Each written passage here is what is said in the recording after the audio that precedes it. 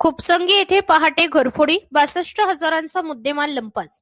मंगळवेढा तालुक्यातील खुपसंगी येथे पहाटेच्या सुमारास घरफोडीची घटना घडून परिसरात भीतीचे वातावरण निर्माण झाले आहे.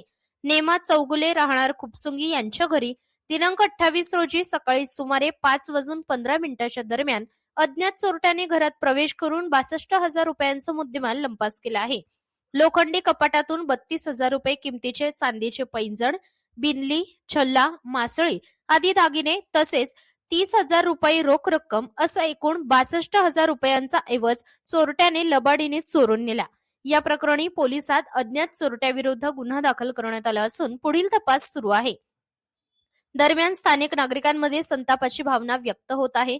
परिसरात वारंवार लोड शेडिंग होत असल्याने घरामध्ये लाईट नसतो. सध्या उन्हाळ्याचे दिवस असल्यामुळे उकाडा असह्य होत असून अनेक कुटुंबे घराबाहेर, अंगणात किंवा ओट्यावर झोपण्यास भाग पडत असल्याचे नागरिकांचे म्हणणे आहे. नागरिकांच्या मते नियमित वीज पुरवठा न झाल्यानेच अशा घटना घडण्यास संधी मिळत आहे.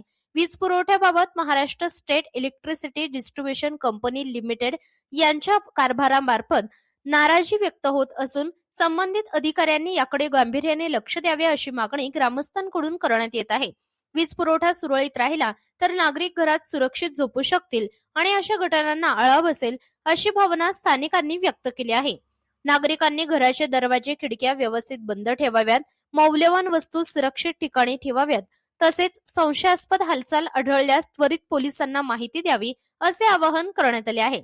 प्रतिनिधी सूरज पारवे, press media news, खुपसंगी, Mangalvedha.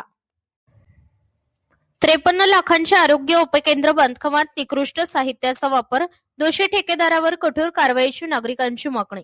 Shirur अन्नपूर येथे उभारण्यात येत असलेल्या सुमारे 53 लाख रुपये खर्चाच्या आरोग्य उपकेंद्राच्या बांधकामामध्ये निकृष्ट दर्जाच्या साहित्याचा वापर झाल्याचा गंभीर आरोप समोर आला आहे. या प्रकरणामुळे परिसरात संतापाची लाट उसळली असून स्थानिक नागरिक व सामाजिक कार्यकर्त्यांनी तीव्र नाराजी व्यक्त केली आहे.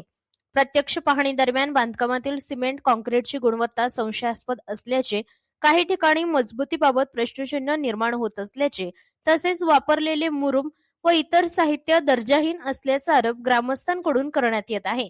सार्वजनिक आरोग्याशी संबंधित अत्यंत महत्त्वाच्या प्रकल्पात असा हलगर्जीपणा झाल्यास भविष्यात नागरिकांच्या जीवितास धोका निर्माण होऊ शकतो असा इशारा स्थानिकांनी दिला आहे. नागरिकांचे म्हणणे आहे की शासनाच्या निधीचा अपव्यय करून लोकांच्या जीवाशी खेळ खेळणाऱ्यांवर कठोर कायदेशीर कारवाई करण्यात यावी. दोष सिद्ध झाल्यास संबंधितांवर भारतीय दंडसंहिता कलम 420, 406 तसेच लागू असलेल्या इतर संबंधित कलमांनुसार गुन्हा दाखल करण्यात यावा. याच सोबतच भ्रष्टाचार प्रतिबंधक कायदा 1988 अंतर्गत ही चौकशी मागणी होत आहे. या प्रकरणाची तात्काळ तांत्रिक तपासणी करून दोषी आढळल्यास संबंधित ठेकेदाराचा परवाना रद्द करावा, त्याला काळ्या यादीत टाकावे व शासनाची आर्थिक हानी वसूल करावी अशी ठाम मागणी करण्यात येत आहे. अन्यथा तीव्र आंदोलन छेडण्याचा इशाराही ग्रामस्थांनी दिला आहे.